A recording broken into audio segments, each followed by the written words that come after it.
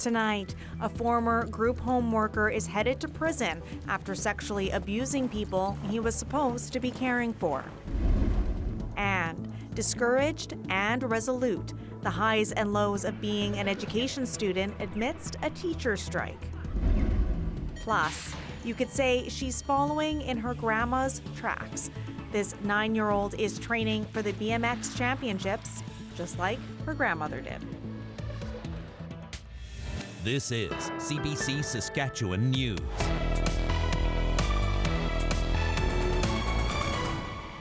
It's Wednesday, January 24th. CBC Saskatchewan News starts right now. Hello, and thank you for joining us. I'm Natasha Lipney in for Sam McKeag this evening. The inquest into the stabbing deaths at James Smith Cree Nation in Weldon heard from parole officers and others working in the correctional system today. Jurors heard that while Miles Sanderson was in prison serving time for other offenses, he seemed to be on a path to recovery. And when he was released, he initially made good progress. But then he went AWOL, and a warrant was issued for his arrest. He couldn't be tracked down after multiple attempts. Sanderson would go on to kill 11 people on September 4th, 2022. One of his victims was Gloria Burns. Her brother, Daryl Burns, says the justice system failed in this case. Assessments came back that he was violent. He posed a risk to re-offend, and he posed a risk to the people that he was, his family, his wife, his common-law wife, his in-laws. You know, there's a lot of people that the evidence supported that he would re-offend given a chance. And now it seems like he was given a chance. Burns says there are still many unanswered questions. He says his only hope from the inquest is that what he calls a flawed system improves. Jason Warwick has been covering the inquest for us in Melfort. He joins me now. Jason, what else did you hear today? Natasha, it was as memorable for what we heard outside the inquest today as what we heard inside. We'll get to the actual inquest in a moment, but as you heard, a growing number of people are talking about the content of the inquest and whether it is including enough voices from the James Smith Cree Nation. They are all saying that it's valid to hear about the RCMP and the emergency responders and the parole officers and many others who were involved in this case, many who went above and beyond their jobs and their duties to help. But it's also important to talk about the James Smith Cree Nation people that were not simply passive recipients of this help, that they actually were active participants in mitigating the effects of this tragedy, both during and caring for the wounded, but also trying to stop Miles Sanderson, but also in the hours and days after this happened. And so it remains to be seen if that will be the case in the coming weeks. We heard from Saskatchewan's Treaty Commissioner, Mary Culbertson. She came to sit in on the testimony today and has had staff here the entire time. She said that no matter how much the coroner and their office tries to include First Nations protocol and things, which they have in many respects here, it's still a colonial process, she calls it. It's not our process, and that echoes some of the chiefs and others who have been talking about this. And so today, again, we heard from parole officers inside the inquest about Miles Sanderson and his progress or lack thereof while he was in prison, when he came out, and when he went at large and a warrant was issued for his arrest. And again, we heard a nuanced portrait of Miles Sanderson, somebody who appeared to be trying very hard in prison and in the days he was released to take programming, to stay away from alcohol and drugs, to avoid the gang life, to read to his children over Zoom calls, to take family counseling or sharing circles. But then at some point, things descended over those months when he went at large, and then eventually culminating in this tragedy. And we're expected to hear more of that over the next week or so, but particularly next month during the inquest into Miles Sanderson's death, Natasha. Sounds like some complex conversations coming out of this. So what are you expecting to hear tomorrow? There are a lot more officials yet to testify, parole officers, corrections officials, RCMP, but of particular note for the families is that tomorrow there may be some extremely graphic testimony that they may not wish to be here for. The pathologists will examine the exact causes of death, the methods of death, the times of death, all of those very detailed examinations of exactly how these people died. So it could be a very heavy day again for many of these families, for this community that that has mixed feelings about whether it's a good idea to dredge up all of this pain and grief again, Natasha. Thank you for that, Jason, and I hope you and others are taking care of yourselves out there. That is CBC's Jason Warwick reporting for us from Melfort. Over to Ralston now. A Saskatchewan man who admitted to sexually assaulting disabled care home residents is heading to prison. The CBC's Kendall Latimer was there for his sentencing. Brent Gabona will serve 6.5 years in prison. He was sentenced today in Ralston, punished for abusing vulnerable adults who were in his care. The sex crimes are related to Gabona's time working as a care aide at Shepherd's Villa in Hepburn in the 90s and 2000s. The crimes were investigated after Gabona confessed to police in 2022. That's when he admitted to sexually abusing 5 residents at the group home for disabled adults. Last year, Gabona pleaded guilty to the criminal charges. He says that he's remorseful and that he's renewed his relationship with God. Gabona targeted adults with intellectual disabilities who couldn't speak and needed help bathing, eating, and dressing. He confessed to grooming some of his victims, escalating the sexual abuse over time, not stopping if they fought back. The judge says that these were all vulnerable victims who were targeted in their own homes and could not resist. He says that there's been a clear, lasting impact on the victims, their families, and the community. Kendall Latimer, CBC News, Ralston. The Saskatchewan Nurses Union is asking the province to rethink its cuts to harm reduction services. Nurses say ending access to free pipes and limiting needle exchanges will cost lives and contradicts decades of research.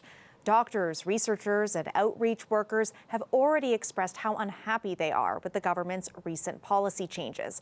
Critics say the move will increase HIV and hepatitis C rates and put even more strain on the healthcare system. When we take this step back, we grab onto addicts and their families and we yank them back there with us.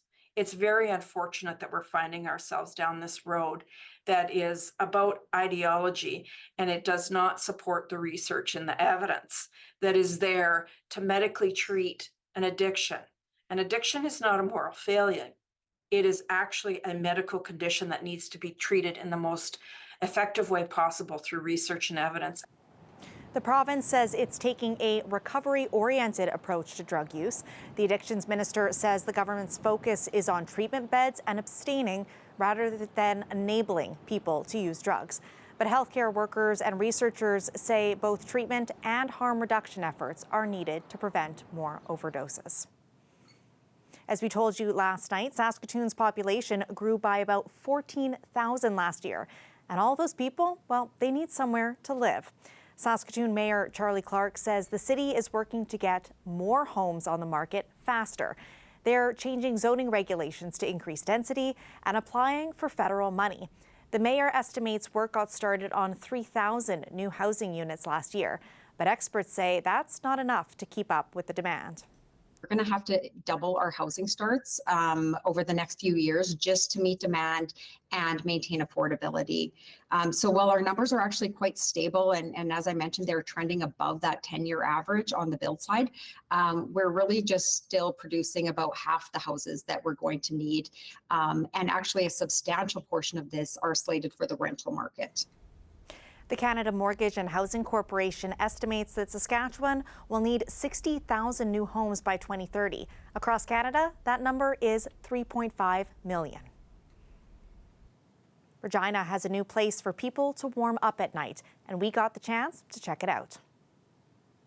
This is a new space at Carmichael Outreach, which serves vulnerable people in our city. It has a kitchen where volunteers make food every day and a free boutique where people can pick out clothing they need.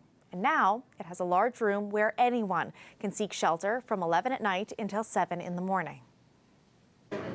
The need has been, it shows because of the numbers of people that have been coming in. When we had the warming bus, we were seeing on average between 25 and 30 people a night, and that's like on a come and go basis, and those are peak numbers. Now, because the facility is a lot bigger, we're seeing between 40 and 45 people on a peak nights. Garner says since the warming center opened, fewer people are sleeping in the building during the day.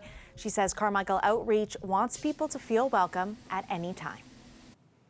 Saskatoon, you're getting a new mayor after this fall's civic election. Charlie Clark says he won't be seeking re-election. He says he wants to spend more time with his kids before they grow up and move out. Well, that's his first reason. I actually didn't get into civic politics to make it a career. But after almost 18 years, life-changing years on city council, I can tell in my heart that it's time for a new chapter in my life. And I honestly do not know what that is yet. Clark has been Saskatoon's mayor since 2016, and he was first voted onto council 10 years before that. He says he has no plans to run in the next provincial or federal elections. Negotiations between Saskatchewan teachers and the province remain at a standstill. Over the last couple of weeks, we've heard from educators, parents, and students about how they're feeling about the situation. Well, what about those hoping to work in schools? Jesse Anton has more on what's on the mind of future teachers. I was driving past and I saw a whole bunch of people walking, and then I just started bawling because I just thought that's going to be me in a couple of years. Anna Woodward was moved to tears when she saw teachers on the picket lines in Regina 2 weeks ago. As someone who's studying to be a French math teacher, the labor unrest has her weighing the pros and cons. In a way, I feel like, I can make a change, but I also feel so defeated knowing, like I said, I'm diving headfirst into the problem, and teachers don't get enough support at all. So it's really hard to gauge what I'm going to be going into in the future. Saskatchewan teachers say something needs to be done about class sizes and resources for kids with complex needs. The government maintains those issues are not best dealt with at the provincial level and says it's already put money toward classroom supports through a pilot program. But critics argue that's only in some schools and doesn't address the wider issue. Woodward and her first-year classmate, Kezia Corrigan, say at this point they're not feeling equipped for what's ahead. We have to act as the school psychologist. We have to regulate lots of behavioral issues. We're not being prepared for that. And it's really disheartening to feel that and know that you won't be able to serve your kids as best you can. Despite the added pressures in the classroom, enrollment in the University of Regina's Faculty of Education has remained steady over the last 5 years, something the dean attributes to an affinity for the job. There's, there are ups and downs, but there is, like I said, a particular individual and interest and passion that they are, for lack of a better term, called to the career. It's for that reason Woodward and Corrigan aren't planning to change their majors. There wouldn't be lawyers, there wouldn't be doctors without somebody teaching them first. And so I want to help this next generation of kids. I want, as a teacher, to help them reach their full potential. No matter the next sticking point at the bargaining table. Jesse Anton, CBC News, Regina. Finally, a day to enjoy a walk outdoors without it feeling like a danger to your face. It could be getting a lot warmer too. After the break, Ethan Williams brings us the full forecast. Stay with us.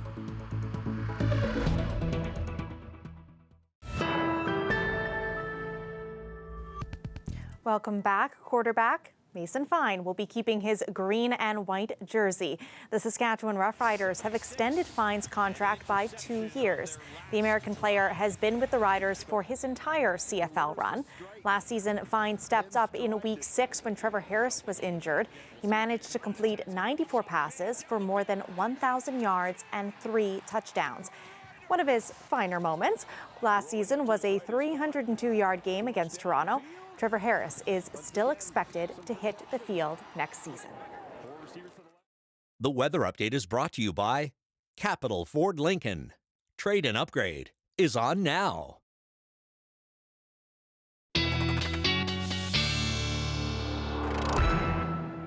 Weather specialist Ethan Williams joins me now. So I drove through some nasty fog last night getting home. What's the forecast looking like this evening, Ethan? Yeah, I think we're in for that again, Natasha. We're already seeing fog advisories in place. In fact, many of these actually haven't come to an end since they were issued last night. And those are in place for both Regina and Saskatoon and much of central and southeastern Saskatchewan, and now spilling over even into Manitoba as well. And we're seeing those visibilities dropped still at the moment, about 1.5 kilometers in Regina. It's really poor right now, especially in the southeast corner. This was down around 200 meters in the Estevan area just a few moments ago here, and we're starting to see some of that now build in again to southwestern Saskatchewan. So overnight tonight, even into the morning tomorrow, we're going to see visibility again, at times probably near zero in a lot of locations.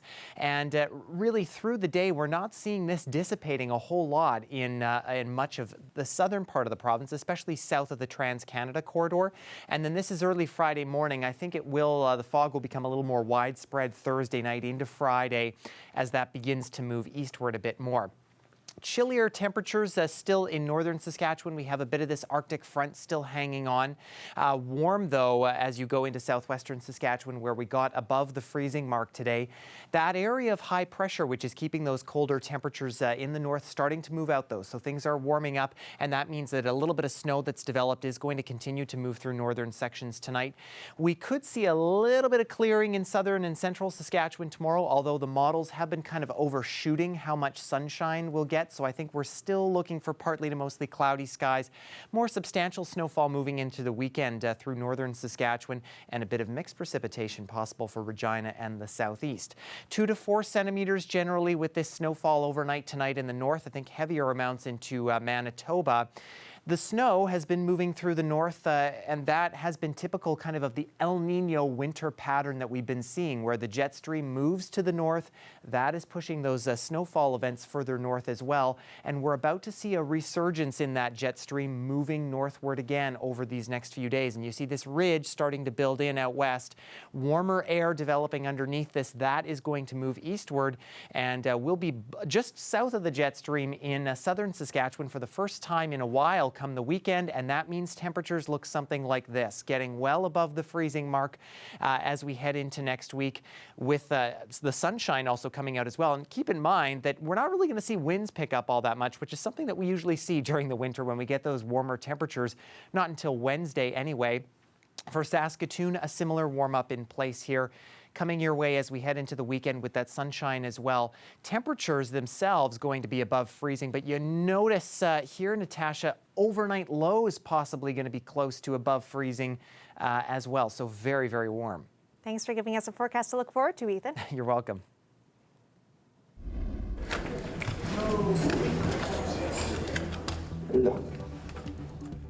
Oui, monsieur, vous l'avez. The chase is over. A long, elusive ace of hearts has been captured, and a couple in New Brunswick is more than $8 million richer. The Chase the Ace lottery came to an end when Danny and Muriel Robbins picked the winner out of a group of 5 cards. The jackpot was $8.2 million. It's thought to be the largest of its kind in Canada. The Robbins don't know what they'll spend their money on yet, but they do know they plan to split it with their son and his girlfriend. We'll be back after the break.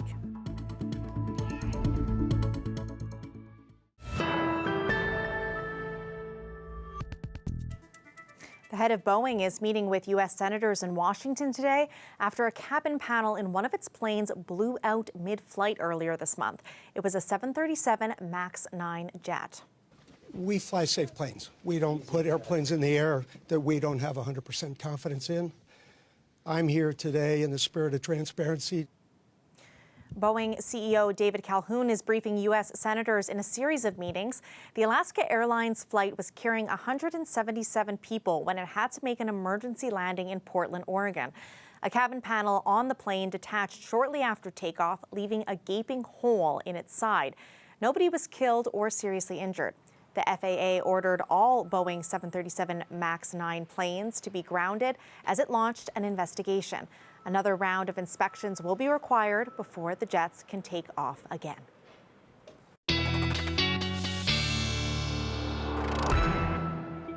And Ethan is back with another look at our forecast. And as I mentioned, probably going to be a foggy one in Regina and southern Saskatchewan. We'll be sitting around -9 at midnight under partly cloudy skies. And tomorrow we'll call it mostly cloudy with some lingering fog patches here and there.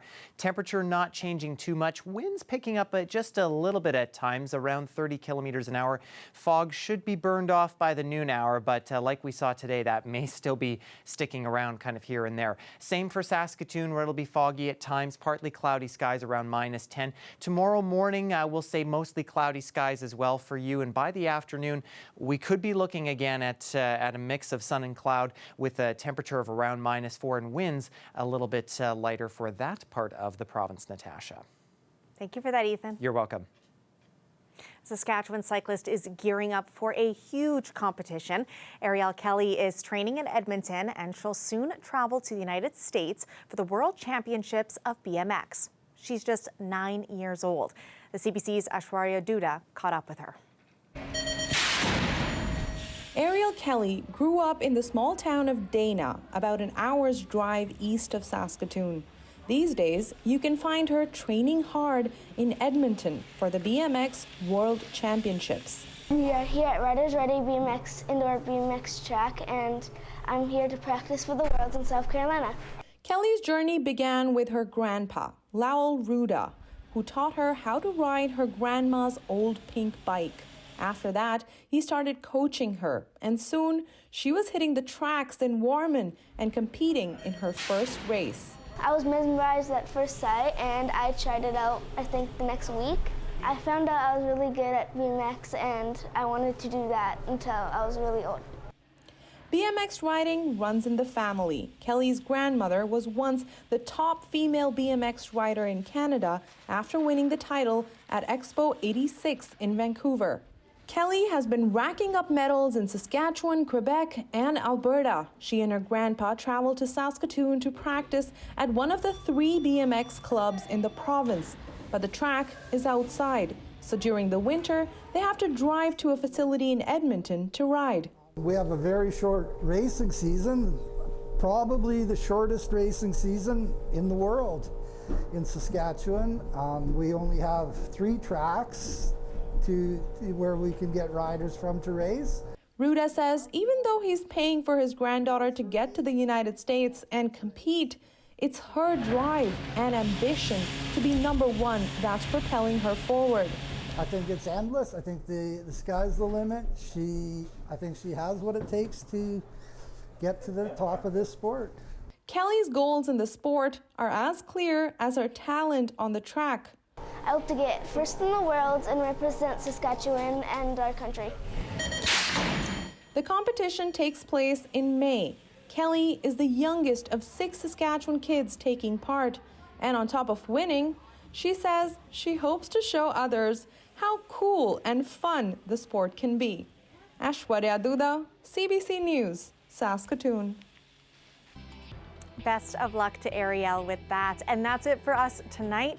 For news anytime, you can head to cbc.ca/sask, or you can subscribe to the CBC Saskatchewan YouTube channel. Thanks for watching, and have a great night.